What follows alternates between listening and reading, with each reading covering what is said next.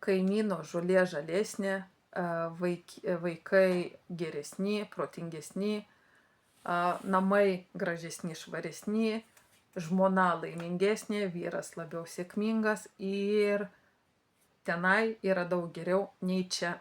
Kodėl žmogus dažnai taip gyvena ir būtent žiūri į kitus ir lygina save su kitais, o nežiūri į save.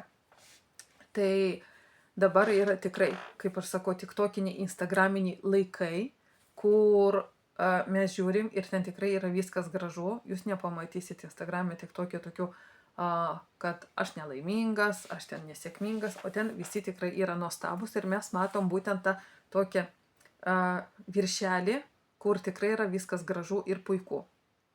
Deja, gyvenime taip nėra.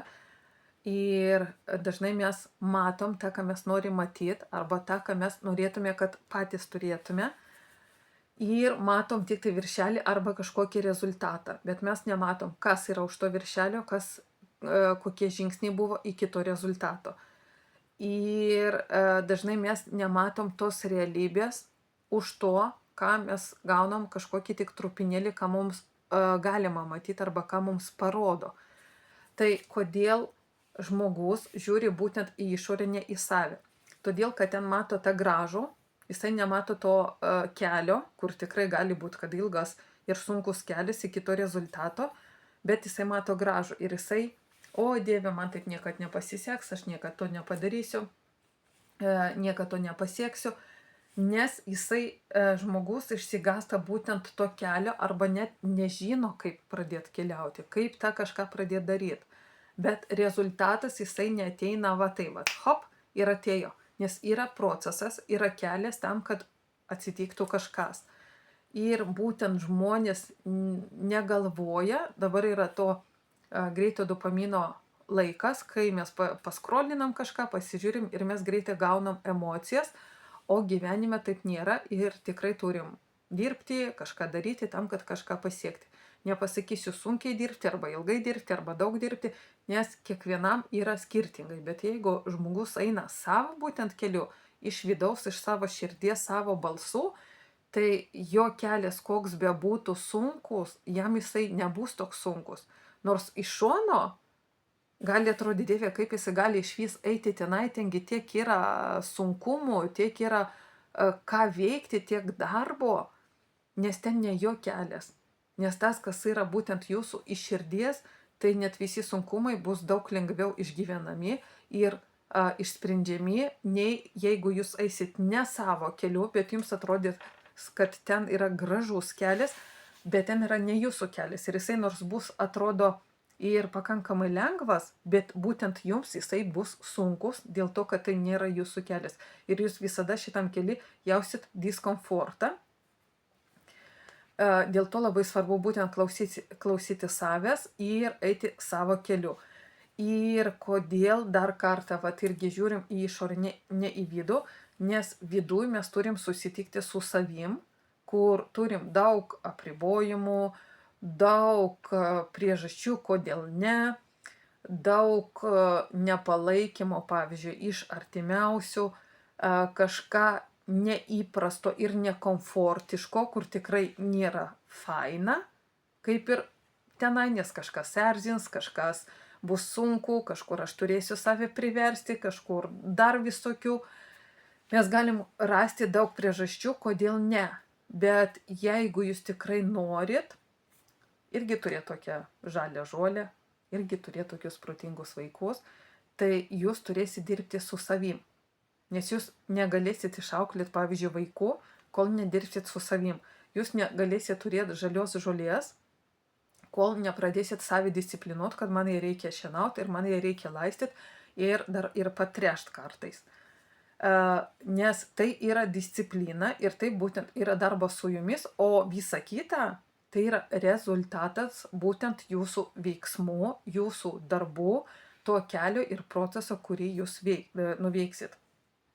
Ir tas rezultatas jis yra labai trumpalaikis, o procesas ilgas. Ir dėl to atrodo, kad aš niekad nepasieksiu, arba jeigu žmogus susikoncentruoja ties rezultatu, tai jisai nebus tiek džiaugsmingas, kiek išmokti, pavyzdžiui, ir džiaugtis pačiu procesu.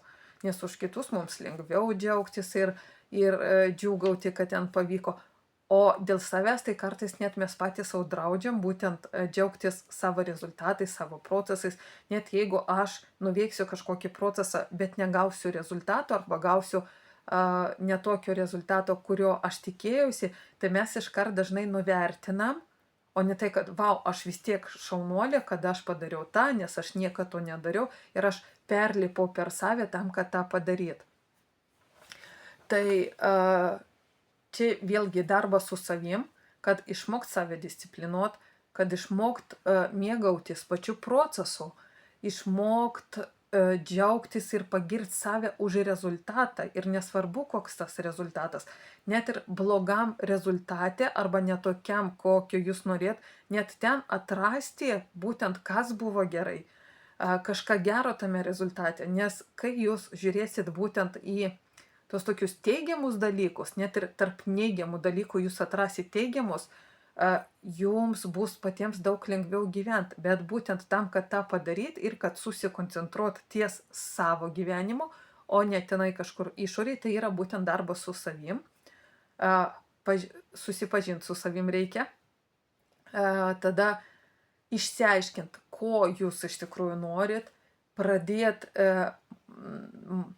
išmokti turbūt, pradėt save jausti, kad, pavyzdžiui, jeigu aš einu savo keliu, aš jaučiu tokį pasitenkinimą, šilumą ir dažniausiai būna čia prie širdies kažkur šitoj srity, arba jeigu aš kažkur jau nuklydau, tai vėlgi čia mes pradedam jaus, kad kažkas ne taip, kažkas ten knibžda, kažkas susierzinimas toksai lengvas ir būtent pradėt jaust, nes tas jautimas, tai reiškia jūsų toks kaip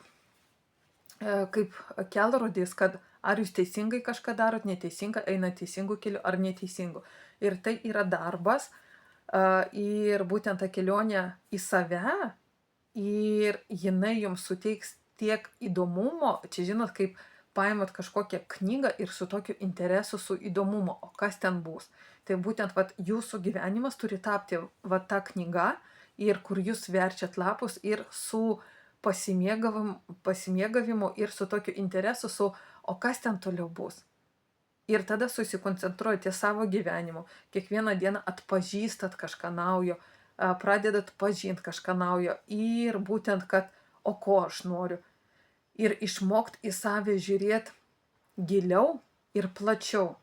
Ir tai yra kompensuos visus tos dalykus, kurie yra išoriai ir jums sumažės būtent to noro ir pačio to laiko, kad jūs susikoncentruojate ties ten, nes jums bus tiek įdomu čia ir mano aplinkoj, kad tiesiog jums pritrūks laiko, kad ieškoti tenai. Arba jūs eisite tenai jau tik tai tam, kad pasisemti kažkokių žinių, gauti kažkokių sugebėjimų, kažką tokio, ką jūs galit po to įnešti į savo gyvenimą, o ne šiaip pasižiūrėt ir ten paliekat savo resursus, savo energiją, savo laiką, dažnai savo pinigus. Tai jūsų pasirinkimas, ar jūs norit eiti čia giliau, ar jūs norit visgi išlikti tenai, kur jūs atiduodat būtent savo resursus ir tada jums pritrūks jų būtent jūsų gyvenimui. Tai kviečiu konsultaciją tam, kad visgi pasižiūrėt į save realiau, kad koks jūs žmogus, ko jūs norit, kad pradėt save pažinti, kad pradėt susikoncentruotis savim ir būtent, kad kurti savo gyvenimą, nes jūs tikrai galite tada sukurti savo, galbūt netobulą, bet tikrai įdomų gyvenimą, kur jums tiesiog bus įdomu gyventi ir jūs gyvensit su ugnelė akim ir su tokiu cinkeliu ir tokiu paraku viduj, kad aš noriu gyventi, aš noriu rytoj prabūsti, nes aš noriu vėl kažką daryti. Aš nekantrauju, kada vėl ateis tas rytas, kada aš galėsiu vėl kažką veikti.